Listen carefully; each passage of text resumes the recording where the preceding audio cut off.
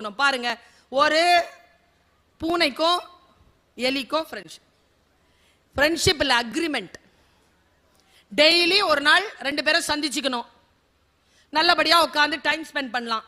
ஒருத்தர் இன்னொருத்தர் மேல எந்த தாக்குதலும் இல்லை, சாப்பாடு ஏதாவது கிடைச்சா பகிர்ந்துக்கலாம். இப்படி போயிட்டு இருக்கும்போது ஒரு நாள் பூனையை காணோம்.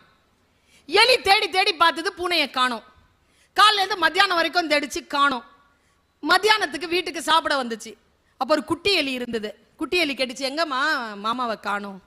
தெரிலடா, எங்க போச்சுன்னு தெரில, வா போய் தேடலாம். ரெண்டு பேரும் போறாங்க. பஞ்சதந்திர கதை. இல்லை, நீங்க என்ன கத்துக்கிறீங்கன்னு எனக்கு தெரில. நான் பல விஷயங்களை கத்துக்கிட்டேன். அது படிச்சதுக்கு முன்னால நான் வேற, அது படிச்சதுக்கு அப்புறமா நான் வேற. நான் அதை கடத்திடுறேன், முடிஞ்சா புரிஞ்சுக்கோங்க. டைமிங்னு ஒன்று இருக்குது.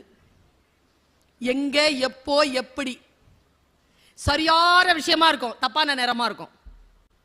தப்பான விஷயமா இருக்கும், சரியான நேரமா இருக்கும். மிஸ் ஆயிடும்.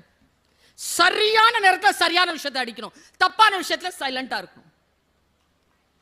இது புரிய மாட்டேங்குதே, அனுபவத்துல புரிய மாட்டேங்குது. இல்ல, கதை எப்படி சொல்லி தருது பாருங்க. உங்களுக்கு ஒரு புத்தகம் சொல்லி தருகிறது. உங்களுக்கு மத்தியானம் 1 மணிக்கு கிளம்புது. தேடி தேடி போய் ஒரு காட்டுக்குள்ள போச்சு. காட்டுக்குள்ள ஒரு வேடம் பிடிச்சி வச்சிருக்கான் பூனைய. அவன்கிட்ட போய் நின்னு கேட்டுச்சு, ஹேய், இங்கேயா இருக்கிற?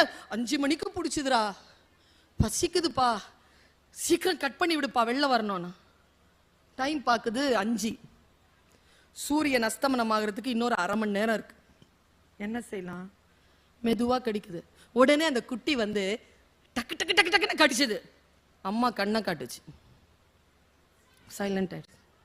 மெதுவா கடிக்குதுங்க. துடிக்குது பூனை.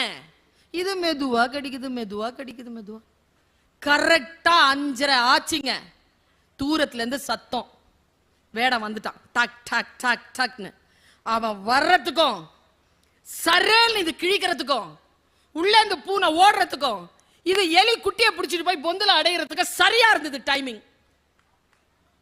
உள்ள இருந்து எலி குட்டி அம்மாட்ட கேக்குது, இவ்வளோ பசியோட இருந்த மாமாவை ஏன் இவ்வளோ நேரம் தவிக்க விட்ட?